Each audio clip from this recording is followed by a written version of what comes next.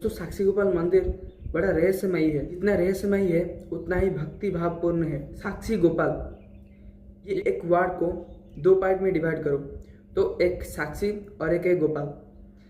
गोपाल गोपाल मतलब हमारा भगवान श्री कृष्ण, और साक्षी एक युवा भक्त की सत्यता को प्रमाण करने के लिए भगवान श्री कृष्ण वृंदावन से 1000 किलोमीटर दूर पुरी जिला के अंतर्गत विद्यानगर खाली पैदल चलकर आए थे, एक अपनी भक्त की सत्यता को प्रमाण करने के लिए।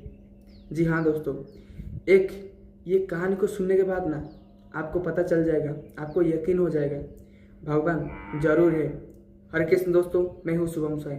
एक बार एक वृद्ध व्यक्ति और एक युवा व्यक्ति तीर्थ करने के लिए वृंदावन पहुंच गए, और जैसे ही वो दोनों वृंदावन में पहुंचे, जो वृद्ध व्यक्ति था वो बीमार पड़ गया, क्योंकि वो वृद्ध है, पैदल में चल कर आए हैं। क्योंकि उस टाइम ना कोई गाड़ी था, ना कोई ट्रेन था, ना कोई हेलीकॉप्टर था, इसलिए जो वृद्धा व्यक्ति है वो बीमार पड़ गया। जो युवा व्यक्ति था वो वृद्ध व्यक्ति का सेवा करने लगा, जैसे एक पुत्र पिता का करता है वैसे ही। और वो वृद्ध व्यक्ति उसकी सेवा में प्रसन्न होकर उसने भगवान श्री कृष्ण के सामने वो युवा व्यक्ति से वचन दिया कि मैं तुझे मेरी बेटी के साथ शादी करवाऊंगा।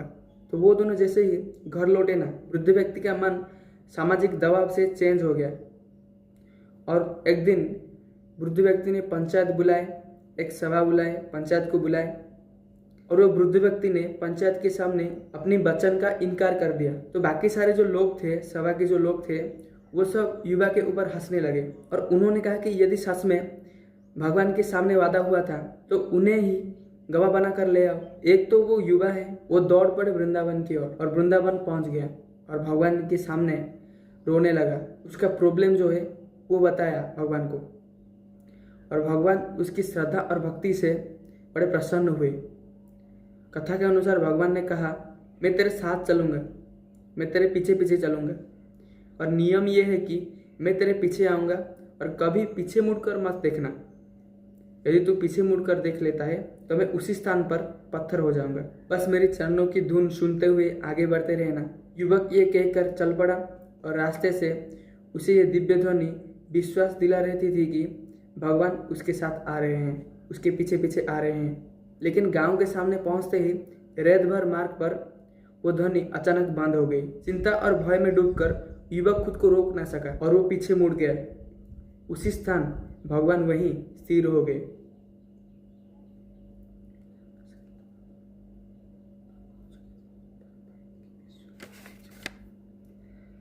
शर्त भंग हो चुकी थी, लेकिन भक्त का विश्वास